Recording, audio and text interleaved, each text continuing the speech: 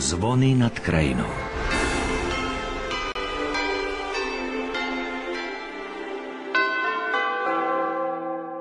Málo ktorá dedina je taká omaľovaná a ospievaná ako táto.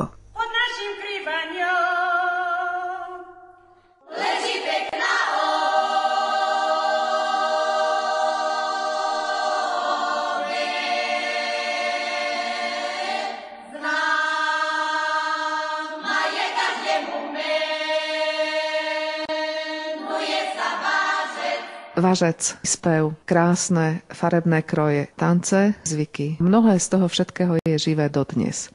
Aj vďaka tomu, že vo Važci už niekoľko desaťročí aktívne pracujú ľudia, ktorí sú organizovaní vo folklórnej skupine, v súboroch. Dlhé roky mal a má stále na starosti folklórny život v obci pán doktor Michal Kapasný. Váš prvý kontakt s Važťanmi? Ja som prišiel do Važca len zastupovať na 3 mesiace ako lekár. Som dostal tu na byt, vtedy bol veľký problém dostať v meste byt. Ja som pracoval na klinike v Martinskej a preto som prišiel len kvôli tomu, že som sa oženil sem do Liptovského Hrádku, kde som mal byť prednostom zubného oddelenia. No ale ma požiadal pán riaditeľ, aby som prišiel na 3 mesiace do Važca.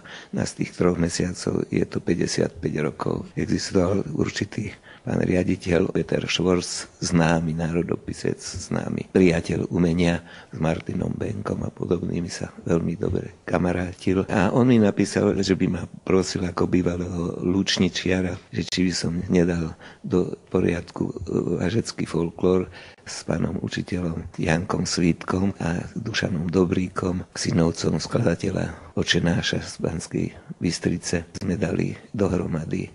To asi v takom smysle, že sme spravili akoby konkurs. 120 mladých ľudí prišlo nám na to. Jeden mal spevokol, to Dušan Dobrík. Ja som mal folklór.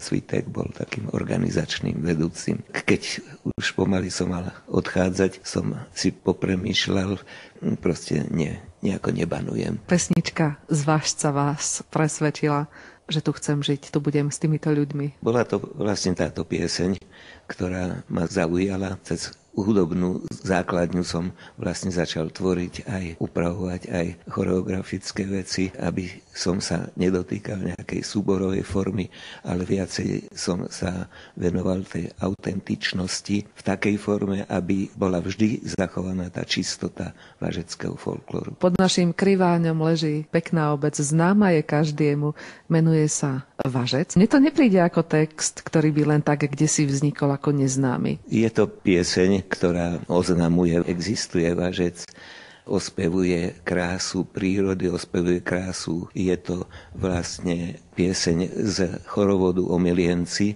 ktorý je vlastne jedinečný svojho druhu na Slovensku. O milienci chodia za ruky, sa vodia dobrú jar, vítajú pesničky, spievajú. Takto spievali Važťanky, kráčajúc dolu Važcom po ulici. Za nimi hrala muzika, pred nimi kráčali malé deti. Sprievod uzatváral voz s muzikou. Ako som šla dole Važcom, tak som sa pristavila pri jednom dome. Pred ním sedela Michalíková. Krásny kroj máte. Lebo idú o Milienci, tak ja som sa poobliekala, že do kroja. To už tieto mladé dievčatá, čo sa tak, tie už napredujú. Len aby sa uchovala tá tradícia, viete, to len zatiaľ je pán doktor Kapasný, pani Hibenová. Inakšie neviem, už by to asi aj zaniklo. Ako vyzeral tento jarný chorovod kedysi dávno za starých čias, pani Mária Šípková? Bolo to vždy na svetodušný pondelok, nie v nedelu, ako dnes. O Milienec sa pochytali dievčatá, aj mladé ženy v Čepcoch.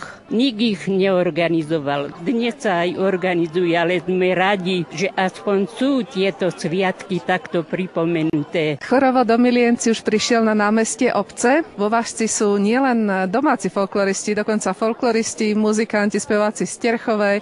Miloš Bobán, čo hovoríte na tento zvyk? Tak my sme to prvýkrát, ale by sa to páčilo, lebo vlastne zišla celá tá folklórna dedina, od tých najmladších až po tých najstarších a pozeral som si to aj na sociálnych sieťach, tak je to tradícia, ktorá sa už dlhé roky udržiava a chvályhodné je to, že to vlastne držia a stále tí ľudia priberajú tých mladých sebe, ktorí to podávajú zase ďalej a je to vec, ktorá by sa mala uchovať i do budúcna. Krojovaný starosta Rastislav Profant. Je to iné, hlava obce v kroji ako v bežnom odeve? Určite, že je to iné. Je to iné v tom, že človek ako by sa preniesol časom a zaspomína si vlastne na tie starodávne časy, keď vlastne naši predkovia, naši richtári takto chodili bežne, takže myslím si, že je to veľmi dôležité udržiavať takéto tradície a človek sa tak trošku uvoľní a nabere taký nový dých, nový elán.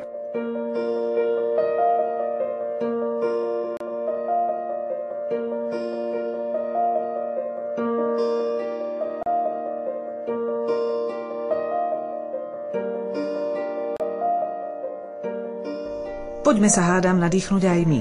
Dožičíme si čerstvého važeckého vzduchu? Nie, hoci v jaskyniach je vzduch celkom zdravý, prospieva aj správcovi važeckej jaskyne Milanovi Orfánusovi.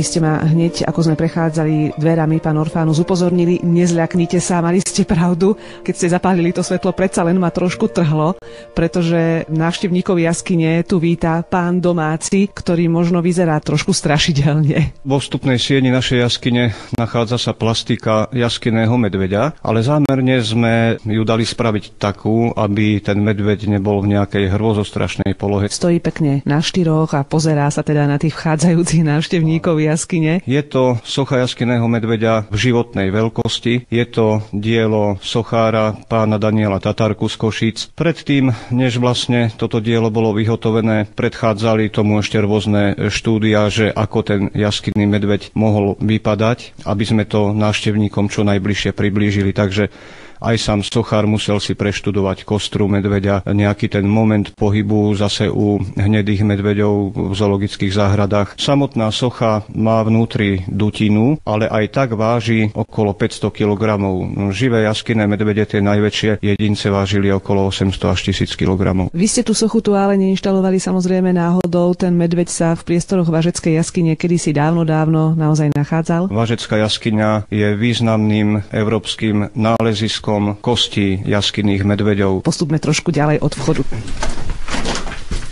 Teraz sme v priestore, kde je aj jazierko. Ako to tu voláte? Tento priestor bol pomenovaný podľa malých kaskádových jazierok pod nami Jazierková sieň. Sú tu jazierka v podobe rímskych kúpeľov, alebo možno kto pozná Pamukkale v Turecku, ale to je zase povrchový kras. Jazierka sú pomenované hadie podľa zaujímavého tvaru vápencových hrádzí. Mne sa zdá, že chodíme z rozprávky do rozprávky. Tento priestor patrí medzi najkrajšie vyzdobené časti jaskyne a zrejme aj preto dostal pomenovanie na počesť objaviteľa jaskyne Húskova sieň. No, návštevníci tu majú možnosť vidieť naozaj taký hustý kvapľový les. Je tu aj kvalitné jaskyné mlieko, ktoré nikdy neskysne. To je to, čo tam vidíme, akože tečie po tej skale, áno? Takže je len pre oči, nedá sa piť. Tu prechádzame cez ďalšiu, tak čiastočne prekopanú chodbu v nánose hliny. Táto chodba je pomenovaná Zverinec a tu vlastne je možnosť vidieť rôzne zvieracie hlavy, postavy, hlavu medveďa, ktorý pije med, ale aj hlavu chameleóna, ktorému na jazyku sedí 1000-ročná včela. Vrátili sme sa na miesto, ktoré sme už raz prešli. Sme opäť v Jazierkovej sieni. Prichádza oproti nám skupina návštevníkov jaskyne. Príkladom takéhoto závesu je tam dolu veľké slonie ucho. A vedľa neho vyrástol symbol važeckej jaskyne minaret. Ako sa vám páči zatiaľ prehliadka? Veľmi pekné. Čo hovoríte na toho tvora, ktorý vás vítal v jaskyni? Na toho medvedíka, no však niečo krásne. To je medvedík. Nezľakli ste sa? No, ani nie, ale je moc studený. Toto je malinké, ale pekné.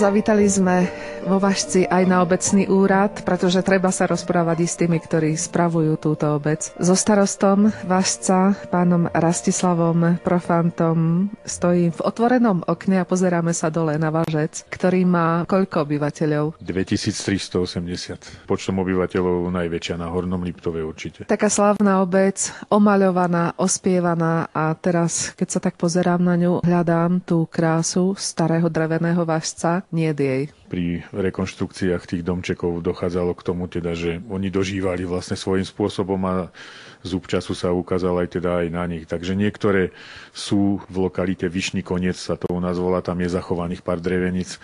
Jedna z tých dreveníc, ktorá je teda aj pod ochranou pamiatkového ústavu, sa nachádza aj pod obecným úradom, to je táto vlastne. Takže to áno, hneď ju vidíme. Áno, to je originálna budova, takže to je zaujímavé aj pre turistov, ale aj pre miestnych, ktorí si samozrejme pripomenú vlastne, ako to niekedy bolo. Ale potom ohni sa tu veľa nezachovalo. Pozriem sa opäť z okna v takej kotlinke, ako keby ste ležali. Celé je to v takom údoličku, kde sme vlastne obklúčení národnými parkami.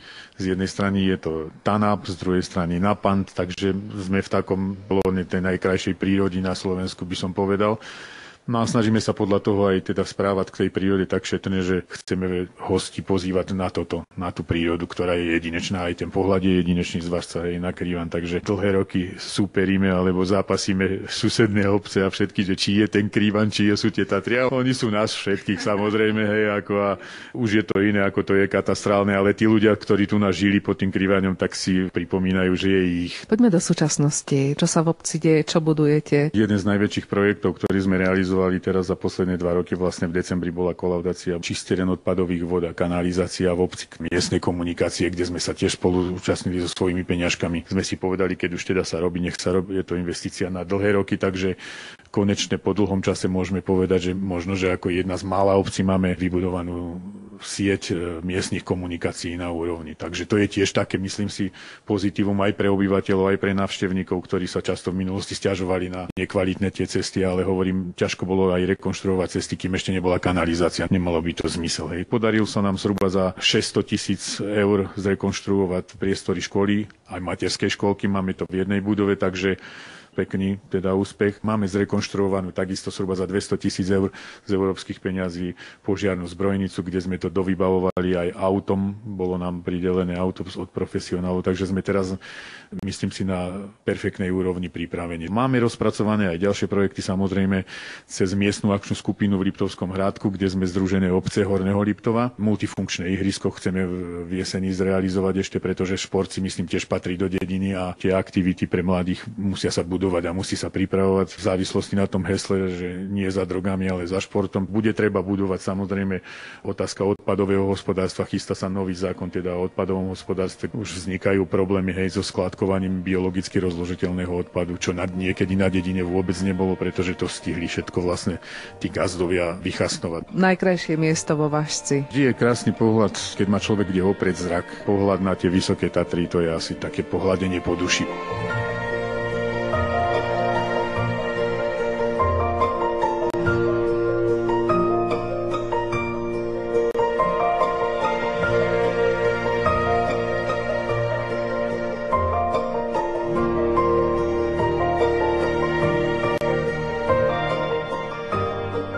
Pani Margita Hybenová plní veľa úloh vo Važci.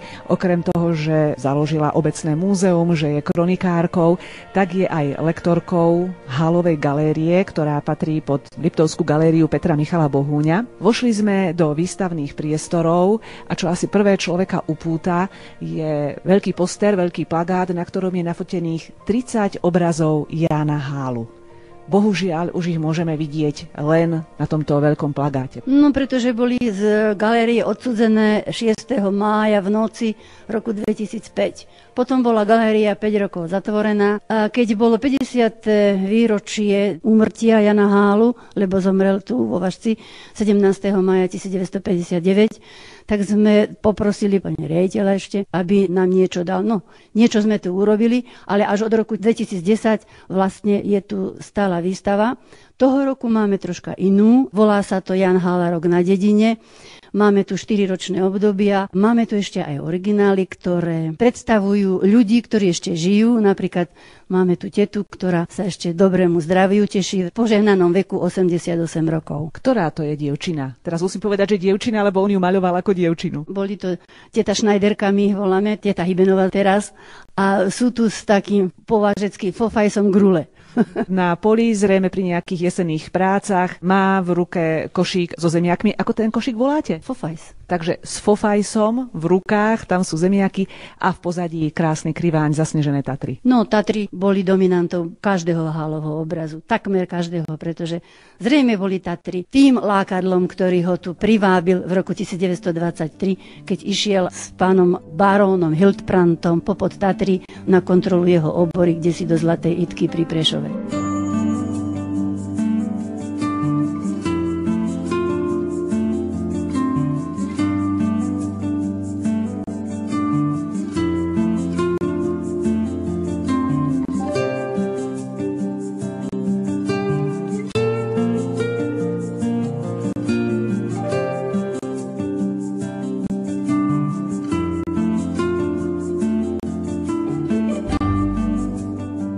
Pani Mária Šípková, obyvateľka Važca, a Ján Hála. Keď prišiel bývať do Važca, už som bola na svete, ale to som nevnímala. Ale keď som mala asi 5 rokov, raz ma čakal s manželkou z kostola popoludňajšie nešporné služby Božie. Povedal maminke, viedla ma za ruku, išli sme z kostola, že toto dievčatko mi privediete, ja si ho odmalujem. Vždy, keď išiel maľovať so svojou paletou na pleci, tak sme utekali na vršky, tadiaľ schádzal. Keď niesol paletu, už fúra detí utekala za ním. Ujohala, ide malovať. A už sme robili tam všelijaké tance, takže sme mu aj dali tému, čo má malovať. Či riekánky, či vyčítanky, alebo keď sme ovce pasli, také jahňatka malé, čo sa nevypúšťali na pašu. Vždy sme ho pokúšali a on povedal, takto idete robiť, krúťte sa, maloval si nás. Aj všetko sme aj spievali, aj si zapisoval. Potom ostala mi jeho pani Rína vernou priateľkou, až dokiaľ nezomrela. Ja som jej dopisovala, keď sa presťahovala z Važca do Blatnej.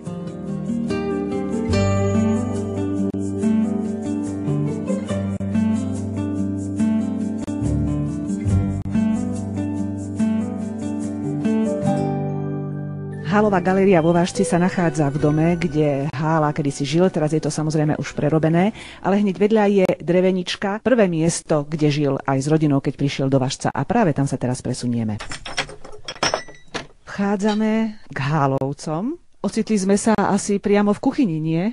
To je pitvor. Takže v pitvore, ale tu pani Hálová varila? No tak zrejme tu musela variť. Ohnisko bolo otvorené. Varilo sa samozrejme v takýchto hrncoch odrotovaných, ale nie len na ohnisku, ale aj krúpy sa varili na lúkach, lebo važecké lúky to je pojem, o ktorom by sa dalo rozprávať veľa. A tu bol otvor. Tam svietite baterôčkou dozadu? Do toho otvoru sa dávali také dlhé polená a uvidíte zvláštnu pec, ktorá je v prednej izbe.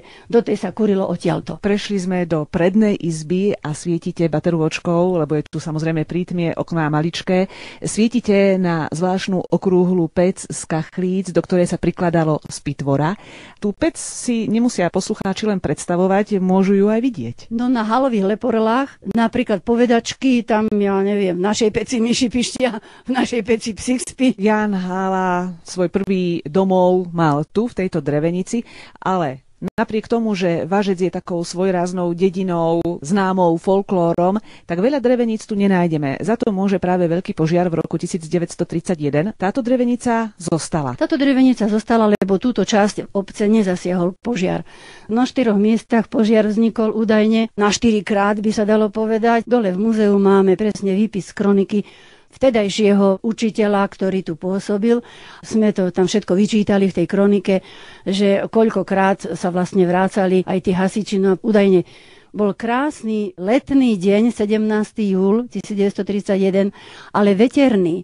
A okrem toho ľudia neboli doma. Poriadni chlapi a ženy boli na lúkach. Takže ľudia boli v práci, bohužiaľ práve v tom čase vznikol požiar. Z rozprávania mojej svokry viem, že ľudia prišli o všetko. Pretože kým prišli z lúk, to neboli vtedy auta, na bicykli alebo na motorke, ratovali, čo sa dalo. Napríklad periny, viem, že svokra do kostola nosili.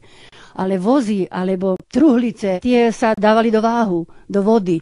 Ešte aj vo váhu hovorili ľudia, že horeli aj kolesa na tých vozoch. Takže veľa vecí zhorelo, veľa krojov zhorelo. Proste ľudia zostali chudobní. Okrem hálovej drevenice zostali ešte aj nejaké ďalšie? Áno, zostali. Ešte máme Vyšný koniec. Tam je niekoľko takých zaujímavých, aj dvojdreveníc. Už majú iných majiteľov, možno interiér majú moderný, ale exteriér je teda ako typická drevenica. Kto chce ale vidieť aj vnútrajšok typickej važeckej drevenice, tak by sa mal pozrieť práve do tohto hálovho domu.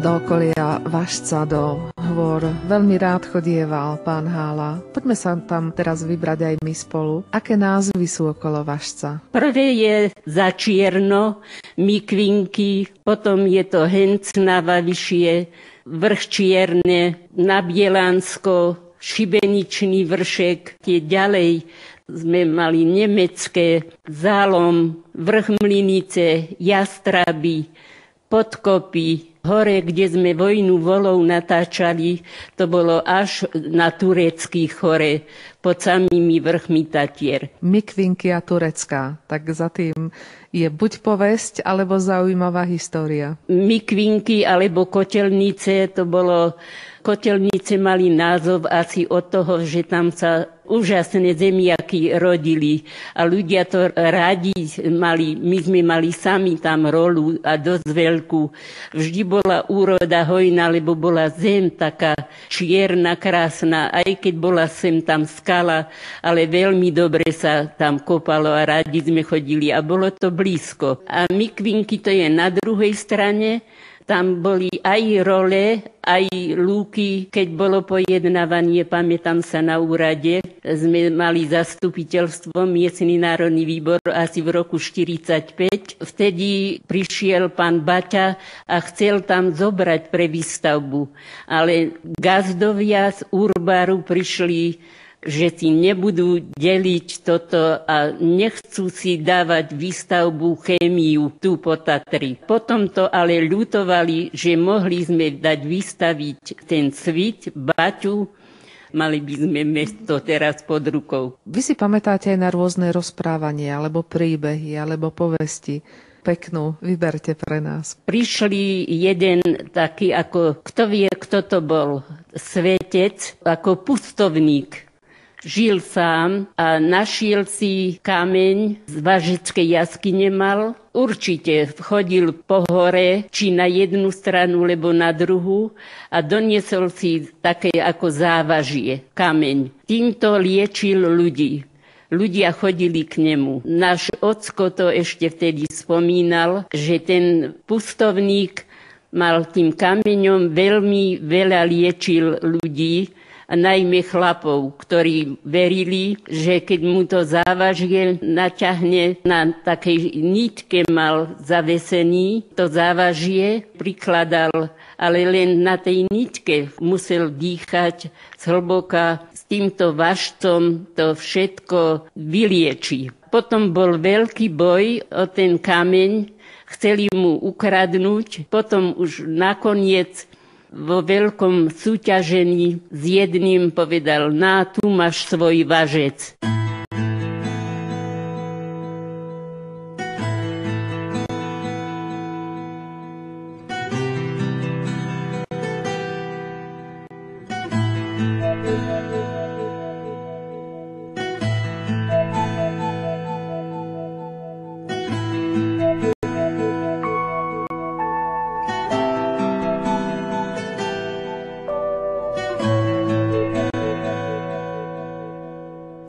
Janko Silán, básnik katolíckej moderny, už roky nie je medzi nami. Do neba odišiel v roku 1984, ale samozrejme vo Vážci žijú ľudia, ktorí si na ňo ešte pamätajú. Jedným z nich je Michal Hyben. Pán Hyben, ako si spomínate na Janka Silána? Janko Silán, to bol vzácny človek. To bola naša pýcha vo dedine. To bol tolerantný, pre všetkým to bol kultúrny človek. Rozhovor s ním bol vždy vzácnosťou.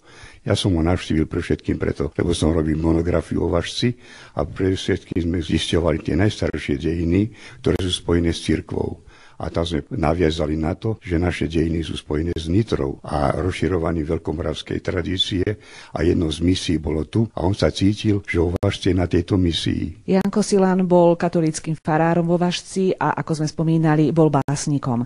Človek si povie básnik, farár, ten sa vznáša len v tom duchovnom svete. Aký to bol človek? Mal zmysel pre humor napríklad? Práve jeho humor bol veľmi vzácny. On tú bežnú vec povyšoval cez humor vyššie. V časoch, keď tu pôsobil Janko Silán, tu pôsobili aj iní ľudia, ktorí dodnes znamenajú niečo v kultúre. On sa stretával s veľkými osobnostiami. Pre všetkým to bol maliar Jan Hála, potom jeho priateľ ľudový básnik Janko Ilavský Podkrivánsky, spisovateľ Štefan Rysula, muzikolog, etnograf. Bol tu Havránek, ktorý bol znalec prírody, objaviteľ jaskyne a zároveň akademický maliar, účastník všelijakých zahraničných vedeckých spoločností. V takejto komunite on pôsobil a on práve ju spájal.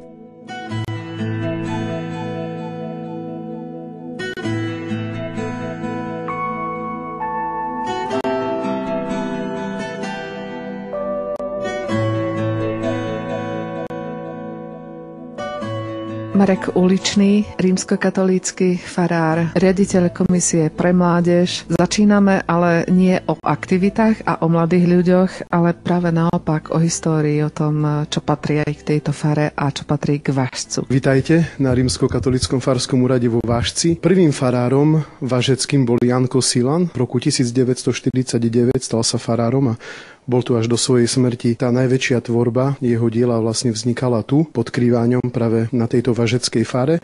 Je tu stolík, na ktorom písal, kríž, taký mobiliár, základný nábytku. Taktiež stojíme teraz pri jeho portréte. Máme tu takúto časť vo farskej kancelárii, taký kútik zariadený tak troška historicky a tak spomienkovo. Z histórie presunieme sa do súčasnosti a k tomu, aké aktivity u vás sa robia pre mladých. V roku 2000 otec biskup František Tondra zriadil komisiu pre mládež. Janko Buc, ktorý bol prvý riaditeľ komisie pre mládež, tak oprávil tu za pomoci dobrovoľníkov starú školu cirkevnú a v nej je teraz centrum, kde môžeme ubytovať 50 mladých ľudí a bývajú tam animatorské školy. Venujeme sa dobrovoľníkom, chodia tu detské tábory alebo mládežnícke tábory. Katolícka univerzita tu má svoj program so svojimi študentami. Naša cesta teraz vedie do kostola Zjavenia Pána troch kráľov. Neštrngotali staré veľké kľúče. Napriek tomu sme v kostole, ktorý je starý a tú históriu tu vidno. Kostol pochádza z druhej polovice 13. storočia. Pôvodným patrónom bol svätý Anton Pustovník. Na strope je jeho obraz. Postupne niekedy v 20. storočí sa zmenilo patrocinium kostola na kláňanie sa troch kráľov, na Zjavenie Pána, keď bol prinesený tento oltár kláňania sa troch kráľov do kostola. Tých kostolov není veľa na Slovensku s týmto patrocíniom, takže je to taká rarita. Tento oltár je oltár na ľavej strane Panny Márie, kráľovnej Váhu, lebo Váh a Vážec, oni majú vlastne spoločný názov. Toto bol taký putovný alebo taký odpustkový oltár. Oče náš, iže jesi na nebesie, dá sviatiť sa imia Tvoje, dá príde cárstwie Tvoje, dá bude volia Tvoja, jako na nebesi i na zemli. Pri pri takomto speve som v evanjelickom chráme vo Vasci vyrušila na chvíľočku pani Margitu Hybenovú, ktorú sme už v dnešnej relácii počuli rozprávať, ale spievať ešte nie. Nespievate náhodou? Budeme mať výročie 1150 rokov príchodu Konštantína a Metoda na Veľkú Moravu a práve, že s katolickou a evanjelickou cirkvou budeme mať čiary robiť také literárne odpoludnie tu v kostole. História chrámu je zaujímavá. Bol postavený v roku 1889 až 892. V Lani sme si pripomenuli 120 rokov. Chrám bol postavený na základe dreveného chrámu, lebo tu bol drevený. Až po tolerančnom patente mohli stavať chrámy. Zbúral sa ten drevený a postavil sa tento murovaný. A čo je zaujímavé v histórii tohto chrámu, že v roku 1925 ho vymaľoval majster Hála. Spomínam na rozprávanie starých ľudí, ktorí hovorili, že keď sa maľoval kostol, takže tu museli nosiť vajíčka, mlieko a neviem ešte čo do farby patrilo. Tak vidíte, možno, že aj to preto tedy je taký pekný. Vojdete tu a hneď sa vám chce spievať. To sú krásne piesne, napríklad aj, ja neviem, taký žalm. Hospodín je môj pastier, Hospodín je môj pastier, nebudem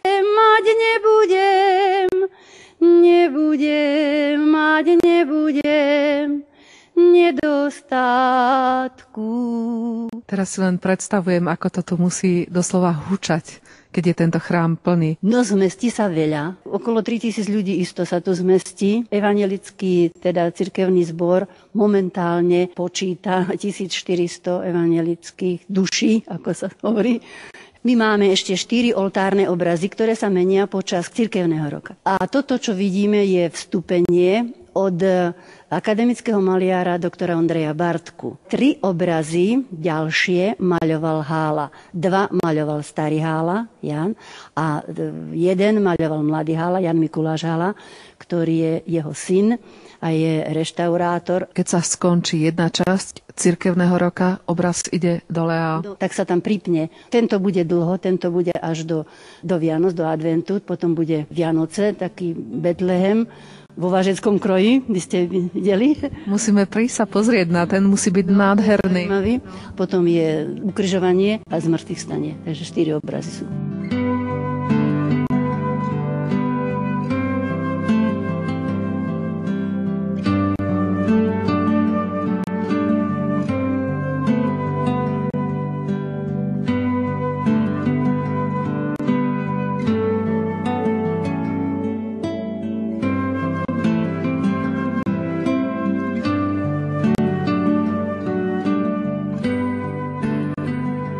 Vodiči, ktorí nechodia po diaľnici, ale využívajú starú cestu v okolí Važca, si určite všimnú, že prechádzajú popri pekne upravenom cintoríne.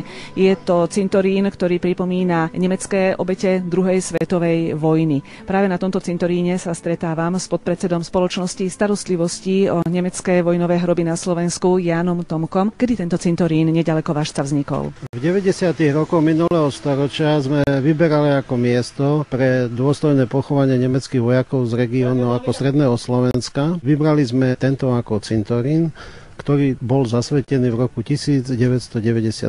Koľko tých hrobov tu je? V súčasnosti je tu pochovaných viac ako 8 000 nemeckých vojakov z druhej svetovej vojny. A je to, dá sa povedať, okrem Bratislavského cintorína posledný cintorín, kde sa ešte dopochováva. Ostatné cintoríny sú už naplnené. Kto sa oň zaujíma? Samozrejme ako príbuzní vojnových mŕtvych, ktorí tu sú pochovaní, no a potom rôzne ako turisti, či už z Nemecka, Rakúska, ale aj z iných krajín, zo Slovenska. V minulosti, kým ešte nebola diaľnica, počas letných prázdnin bol obrovsky navštevovaných, o čom svedčí aj kniha návštev na tomto cintoríne, ktorá tu je. Po architektonickej stránke je to zaujímavá stavba. Našli sme v Liptovskom Mikuláši skupinu mladých perspektívnych ako architektov, ktorí to ako nakoniec stvárnili. V roku 1999 dostal tento cintorín za stvárnenie cenu Dušana Jurkoviča, čo je najvyššie ako ocenenie na Slovensku pre architektonické diela. Ani dnes ten cintorín nie je pustý, ale momentálne je tu špeciálna skupina. Sú to príslušníci Bundeswehru, už 10 rokov ako chodí Bundeswehr. Ešte keď ako Slovensko nebolo ani v NATO, oni už na Slovensku boli a robili rekonštrukcie cintorínov. Tu sú to ako príslušníci Bundeswehru zo Šlezvicka Holštajnska. Urobili kus zaslužnej práce, pretože keď som vám hovoril, že cintorín vznikol v 98. roku, čiže to je 15 rokov, no a samozrejme, že subčasu hlavne na drevených konštrukciách už bolo vidieť. Skupinu nemeckých vojakov vedie kapitán Jürgen Joachim Fede. Čo ste robili tentokrát na cintoríne? Wir sind hier auf dem Friedhof in Vážec und haben die Einfriedigung, das heißt den Holz. Tu na cintoríne vo Vážci sme natierali drevo, vymieniali šindle, posádzali sme kamene do dlažby. Keďže cintorín je postavený v klasickom štýle, chceme ho tak aj zachovať. Pre nás je to čestná úloha, ktorou si môžeme uctiť mŕtvych kamarátov. Okrem toho cintorín leží v krásnom prostredí s horskou kulisou, takže pracovať tu je pre nás niečo výnimočné. Mit der Bergkulisse und so für uns ist ganz besonderes hier zu arbeiten.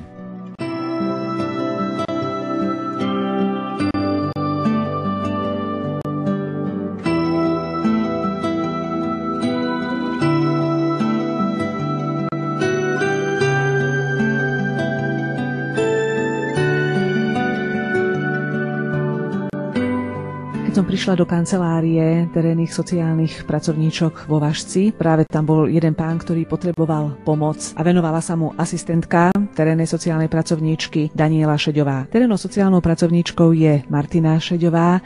Koľko ľudí stisne kľúčku na vašej kancelárii, povedzme tak za deň? Približne asi 20. Ste terénne sociálne pracovníčky, takže chodíte aj do terénu, priamo do lokality, kde vo Vážci žije sociálne slabá skupina ľudí. Koľko ich tam asi je? Chodíme, je to vlastne koncentrácia, tu nazývame, že Dolinka, je tam asi nejakých 324. S riešením akých problémov im pomáhate? Dalo by sa povedať, že so všetkým, ale hlavne sú to vlastne problémy s vodou, alebo s elektrikou, exekúcie, nedoplatky. Niekedy riešime aj zlú dochádzku detí do školy, alebo objednávanie k lekárom, usmernenia, čo sa týka súdov, spolupráca s úradmi, s políciou, proste je to veľký záber. Asistentka Daniela Šeďová už vybavila pána, ktorý prišiel do kancelárie. Podarilo sa ten problém vyriešiť, alebo zatiaľ ešte nie? Podarilo sa ho vyriešiť tak šťastí. Vlastne našli sme kontakty na ľudí, ktorí by nám dokázali v danej situácii, myslím, pomôcť. Pred chvíľkou ste spomenuli, že včera ste prišli veľmi neskoro z práce. Tá vaša pracovná doba je pohyblivá, naozaj veľmi pružná. Kedy ste sa vrátili domov? No, bolo už 9:45. Ale to ste nesedeli v kancelárii do 9:45. Nie, nesedela som v kancelárii, bola som v teréne v rómskej osade, nakoľko teraz tam máme jedného chlapčeka, ktorý má zdravotné problémy a vlastne chodí mu každý večer píchať rastový hormón, ktorý sa podáva tou perovou inekciou. No a potom, keď sa tam objavím, tak ďalší ľudia prichádzajú s problémami, ktoré majú a tak pokiaľ je to možné, tak sa im snažím aj vtedy pomôcť, keď som aj vo večerných hodinách tam. Vy s rómskou komunitou vo Vážci pracujete už dlhé roky. Podarilo sa vám pomôcť nejakej rodine alebo nejakému človeku tak, že sa odrazil od toho sociálneho dna a trošku sa podvihol vyššie? Tak myslím, že áno. Je to mladá žena, ktorá v útlom veku stratila matku. Otec sa vzdal všetkých súrodencov, vyrastali vlastne v detskom domove a ona doplatila na to, že bola dôverčivá. Keď ju prepustili z detského domova, zostala bez peňazí, zostala tehotná a vlastne pomohli sme jej, aby získala svoju identitu, občiansky preukaz, proste všetky veci, ktoré normálny človek potrebuje k tomu, aby mohol fungovať. A teraz dokáže vlastne fungovať sama, starať sa o to dieťatko a je to veľmi dobré.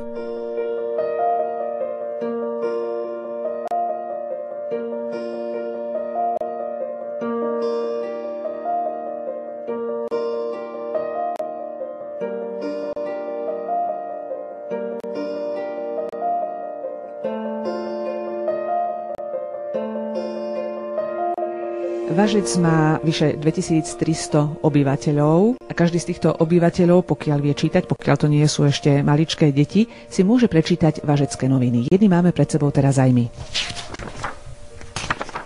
A a listujeme si v nich s novinárkou Michaelou Matejkovou. Čo všetko sa dostane do Važeckých novín? Trošku ma mrzí, že noviny sú len štvrťročník, teda vychádzame len raz za 3 mesiace a teda nie vždy sa dá všetko vtesnať na tento priestor. Všetko, čo sa možno udeje a bolo by zaujímavé a niekedy sa niečo udeje, ale keď vychádzajú noviny, už je to dávno neaktuálne, takže takisto sa to do našich novín nedostane. Ale z toho, čo sa dostane, tak sú to prevažne kultúrne a spoločenské udalosti. Taktiež samozrejme mapujeme nejaké mimoriadne udalosti, ktoré sa týkajú obce a v neposlednom rade sa do našich novín dostávajú aj úspechy našich obyvateľov, či z hľadiska športu, kultúrnej oblasti, folklóru veľmi často, pretože sme veľmi razovitá folklórna obec, alebo napríklad úspechy našich mladých v rôznych súťažiach. A na čom teraz pracujete? Neviem, či sa dá povedať o jednom článku, alebo zároveň pracujete na viacerých. Väčšinou pracujem zároveň na viacerých, to iste každý novinár pozná, že 10 rok by bolo málo. Takže pripravujeme ďalšie číslo, samozrejme nosnou témou bude 20. výročie našej typickej jarnej slávnosti Jar vo Važci, otváranie studničiek. Ďalšou zaujímavou témou bude aj článok, ktorý sa bude týkať miestneho poľovného združenia Kriváň, ktoré si v tomto roku pripomína 90. výročie od svojho založenia a pripravujú v auguste veľkú slávnosť. A jednou z zaujímavých tém by mohlo byť napríklad aj snaha miestnych poľnohospodárov preraziť na zahraničných trhov so svojou bioprodukciou kvalitných výrobkov.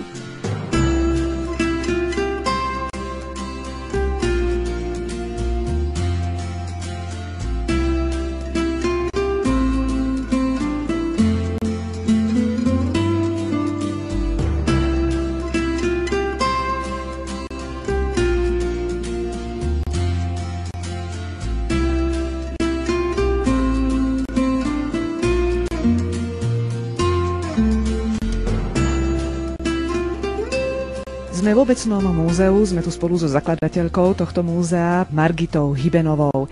Domáci, ale samozrejme aj návštevníci Važca si múzeum môžu pozrieť od roku 1994 a dozvedia sa tu všelijaké zaujímavosti o histórii, o osobnostiach, ktoré vo Važci žili a samozrejme aj o folklóre. A nie len, že si môžu tie informácie prečítať, ale môžu sa aj pozrieť, ako to kedysi vyzeralo. Sú tu fotografie, veľmi staré fotografie svadobčanov, neviest a ženíchov napríklad. A my sa práve teraz, pani Hybenová, pozeráme na fotografiu mladej nevesty. Na hlave má partu. Možno by si niekto povedal, parta, aha, tak nejakú mašľu. Nie, parta nie je mašľa. Parta je vlastne koruna, taká veľmi pekne zdobená. A u nás parta bola dvojaká. Parta normálna, kde vzadu boli stužky a potom ešte druhé stužky, čiže dvojaké stužky, až dole sukňami. A druhá časť party bola pre takú nevestu, ktorá išla k oltáru nepoctivá. Korunu mala, len namiesto tých stužiek mala akože čepiec. A my sme tomu hovorili, že rožkavý čepiec. Nebolo to dehonestujúce na verejnosť dať vedieť, že aha, ja som nepoctivá, tak už musím ísť s partou aj s rožkavým čepcom pred oltár? Vôbec nie. Vôbec nie, to bolo také, by som povedala, normálne. Však no, všetci sme smrteľní a normálni. Aj dnes sa ešte nevesty vydávajú vo Važci v parte? No, nevydávajú sa, ale sa oblečú, keď sa preobliekajú. Zrovna v sobotu bola taká jedna. A ešte máte aj šikovné ženy, ktoré ich dokážu vyrobiť? No, máme. Máme 2 aj 3 také šikovné ženy. No a že je vedia vyrobiť aj mini, tak vám ukážem, lebo tu máme náhodou výstavu bábik v kroji. S pani Hybenovou sme vyšli o poschodie vyššie. Teraz sa už naozaj pozeráme na partu, ale v zmenšenej mierke, pretože ju má na sebe bábika. Čo tam všetko je? Všelijaké trblietavé, flitre, ozdôbky a naozaj sa tá parta končí takými štetinkami, ale tieto sú asi umelé. Pravda, že to sú tie z tých vtáčikových chvostov. Každá mladúcha musela mať ešte ručník, hej, takýto. Špeciálna sukňa nemohla byť hociaka, mohla byť len biela alebo žltá. Zelená napríklad nie. Farba sukien týchto šafolových sa viazala k určitým sviatkom. Takže na svadbu biela alebo žltá? Alebo žltá. A už napríklad bordové alebo červené, to sú už také sviatočnejšie, ale inde nie mladucha. Napríklad na Božie narodenie ináč, na Štefana ináč, na ducha inakšie. Proste každý sviatok bol spojený s určitou farbou tej sukne. Čiže koľko sukní musela mať taká žena vo Važci? 70. 70 sukien? To sa smejem. 70, ale mali, lebo mali aj tlačené sukne. A tlačené sukne sú napríklad toto jedna. Musíme vysvetliť, že my sa nachádzame v kráľovstve bábik, neviem koľko ich tu je. Ani neviem, ešte som ich poriadne nespočítala, ale okolo 20. Každá je v nejakom inom kroji, dokonca sú tu aj bábiky, ktoré predstavujú deti, teda detské oblečenie. Bábetka, áno, to je viganček a čepček. Toto je napríklad zmenšenina truhličky, ktorá vlastne bola truhlica do výbavy mladuchy.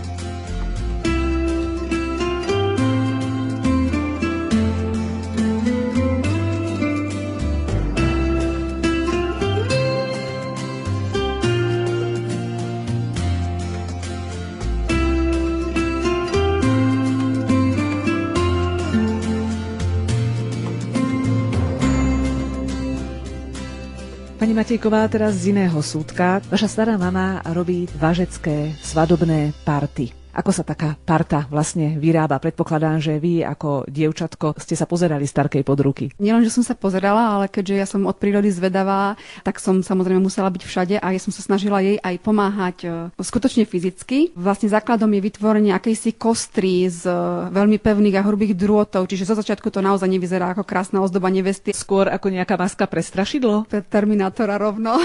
Je to také dosť hrôzostrašné. Je to vlastne oblúk, ktorý sa založí na hlavu ako keby čelenka a z neho vytrčá niekoľko ostňov, niekoľko drôtov, ktoré tvoria základ tej party v takomto poloblúku. Na ten sa potom vyrobí pavučina z jemnejších drôtov, aby sa vytvoril základ, kde potom pripevňujú sa kvietky, ktoré tvoria ozdobu party. Treba ich samozrejme tam vložiť veľmi veľa, ale nie je to len také obyčajné vkladanie kvietkov, má to svoje pravidlá. Tie už úplne presne neovládam. Musia tam byť nejaké zelené lístky, určitý počet nejakých zrkadielok. Obrubou tej party sú tzv. Pierka. Tie som samozrejme vyrábala ja, pretože stará mama mala trošku problém už s očami, aj s rukami, so zručnosťou, takže bolo potrebné možno menšie prsty. Pamätám si, že sme na to používali vianočné ozdoby takých vtáčikov, ktoré mali chvostíky z nylonových vláken, ktoré sa na to používajú, takže tie sme ničili. Koľko vám trvala výroba takej jednej party? No, podielali sa na tom asi viacerí členovia vašej domácnosti. Viem, že stará mama robila party niekedy aj na objednávku a keď bolo treba rýchlo, robila aj po nociach a vtedy sa to dalo stihnúť možno za nejaké 2 týždne, ale naozaj intenzívnej práce. Predpokladám, že vy ste si partu vyskúšali aj na hlave. Áno, ale iba jediný raz. U nás je totiž taká povera, že keď si žena alebo dievča, ktorá ešte nie je vydaté, dá na hlavu partu, tak potom vlastne má ten manželský život veľmi nešťastný. Nie, že by som bola poverčivá, ale skôr moji rodičia a stará mama mi to nechceli dovoliť, tak ma chránili pred tým, aby som si tú partu dala na hlavu z tohoto dôvodu. Party spod rúk pani Zuzany Brezinovej, vašej starej mamy, sa dostali ďaleko, nie sú len vo Važci. Ťažko povedať, kde niektoré skončili, ale napríklad stará mama vyrábala party trebárs pre múzeum, takže tá parta určite putuje na rôzne výstavy v rámci Slovenska, možno aj ďalej, ale o jednej napríklad viem, že skončila až v ďalekej Amerike, jednej vášnevej zberateľke folklórnych tradícií slovenských, ju robila stará mama na objednávku, takže je niekde v Amerike a dúfam, že tam robí radosť. Aj vďaka tomu, že folklór pestovali takí ľudia, ako je aj pani Mária Šípková. Už od 15 rokov som sa zúčastňovala každého podujatia kultúrneho, či išli omilienci. Po ceste cez dedinu sme sa všetká mládež prechádzali so spevom, keď bolo leto. Každú nedeľu sme šli spievajúci a chlapci za nami.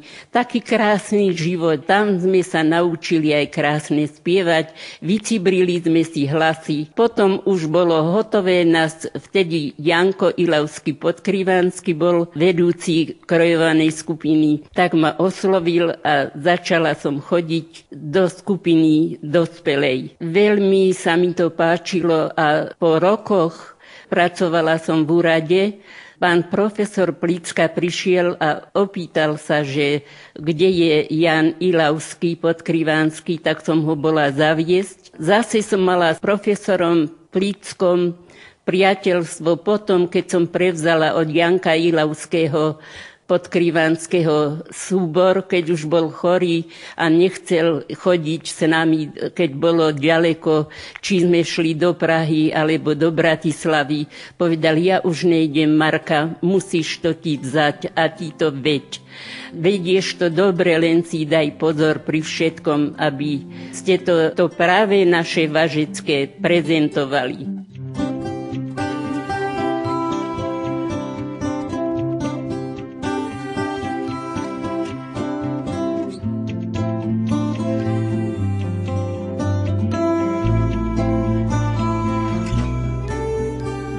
Je to tak, ľudia do Važca stále prichádzajú za tradíciami nasýtiť si dušu. Aj oči pri pohľade na Kriváň alebo krásy Važeckej jaskyne. A čo žalúdok?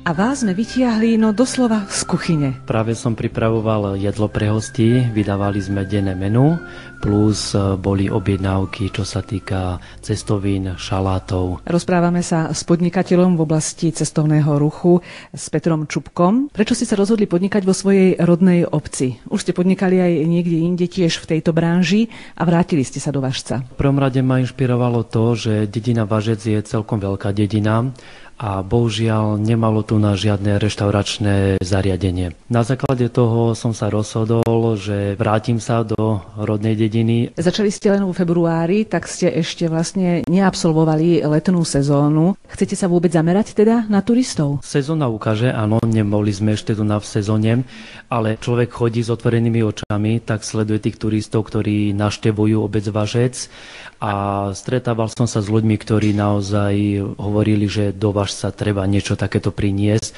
takže dúfam, že táto sezóna nám vyjde a na druhý rok môžem niečo hodnotiť. Ste Važťan, narodili ste sa tu, vyrastali ste tu. Máte vy vo Važci nejaké také miestečko, ktoré máte špeciálne rád, taký nejaký kút, kde sa najlepšie cítite? Viete čo, áno, každý človek podľa mňa si niečo také nájde a ja rád vybehnem hore na Važecký cintorín. Volá sa to na Hovaut. Tam je teraz také príjemné posedenie, kde je krásny výhľad na Tatry. To je moje miestečko, kde rád utekam sa trošku odreagovať alebo oddychnúť psychicky.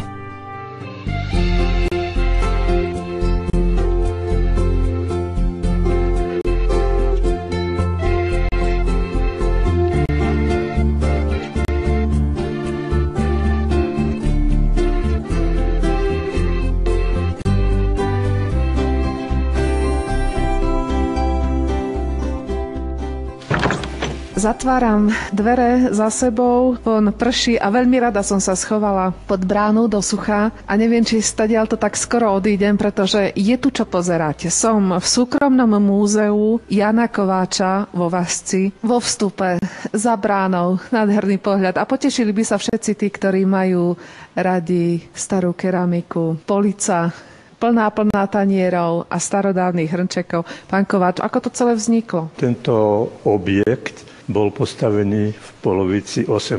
storočia. Zemiansky dom bol postavený. Posledný Zeman tu zahynul tragicky v roku 1925.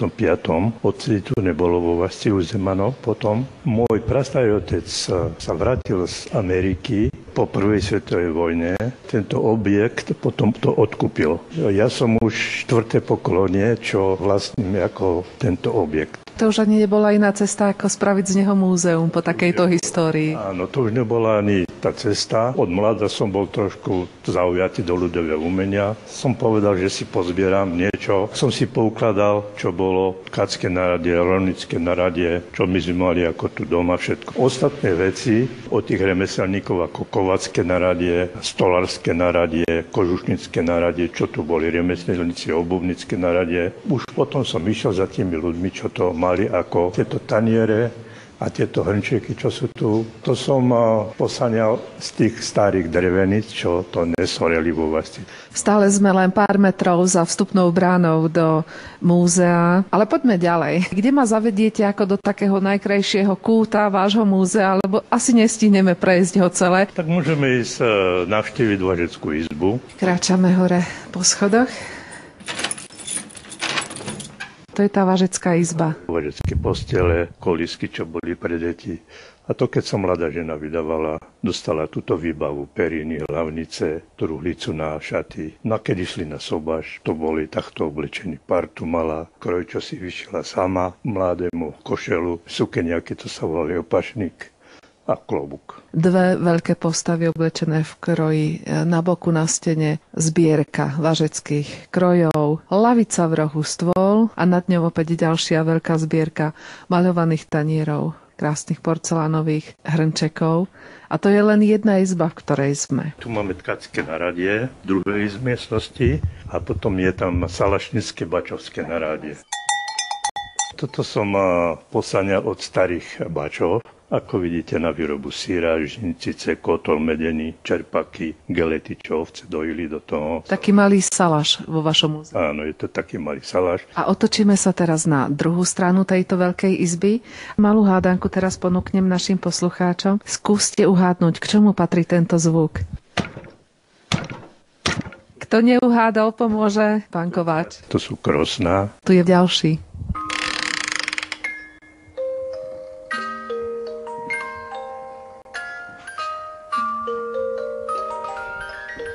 K čomu patrí? No to je ako hrací obraz. To sú väčšinou, to bol sväté obrazy, čo boli. Tak jeden z nich je, čo majú hudbu svoju. Vy ste ho našli takýto funkčný kdesi? Tá drevenička nesorela, to mal ju starý pekár bol, Adolfuska, tak on to mal ešte na povale, to našla jeho ako právnučka, tak mi to ako darovala ten obraz. Viete, koľko tu máte predmetov vystavených? Ja som to ešte ani nepočítal, ale bude tak vyše 1000 predmetov. Niekoľko zvukov sme počas našej prechádzky vašim múzeum už počuli. Vyberte jeden na rozlúčku, to si potom môžu prísť naši poslucháči pozrieť. Spevom sme dnešné rozprávanie o Važci začínali. Je čas vrátiť sa k nemu opäť. Ale tentokrát ide o inú pieseň. Ten Omilienc je veľmi pekný, no ale mohol by som povedať, že pod Krivanskej strane spevom ožívajú. To je jedna z najkrajších piesní, ktorá sa stala pre folklórnu skupinu ako hymnická pieseň. Vznikla v autobuse, sme išli na 2 autobusoch a Anka Feriancová, ľudová spevačka známa, ktorá stále dlhé roky s nami vystupovala ako spevačka a ona mi tam zaspievala v tom autobuse, som hovoril, že ženy, tak zaspievajte mi ešte niečo takého, čo som nepočul, lebo však ja som bol 4 roky vtedy len ešte vo Važci. A ona mi, že stará mať mi zaspievali takúto, aj zaspievala mi, hej, pod Krivanskej strane spevom ožívajú, nôžky rozíhrané, do tanca volajú. A mne sa to strašne zapáčilo. Odvtedy do dnes mi znieje stále táto pieseň v ušiach. Som naučil to spievať potom celý autobus, potom sme prešli, lebo ľudia to nevedeli tiež. Prešli sme potom do druhého autobusu, tak sme prišli do Blatnej už s novou piesňou. A keď sme sa postavili vo dvore u Hálov, kde pani Hálová už bývala potom, lebo oni odišli s celou rodinou, tak ju na vozičku zaviezli až na tie schodíky a tam 80 ľudí z Važca videla naraz tak všetko. Väčší dojem bol z toho, keď sa začalo to všetko spievať pod Krivanskej strane, spevom ožívajú. Taký zážitok, ktorý mi utkvel v pamäti a tá pieseň takisto, ktorú používam dodnes ako hymnickú pieseň pod Krivanskej strane. Spevom ožívajú, ktorú na Slovensku pozná každý folklorista.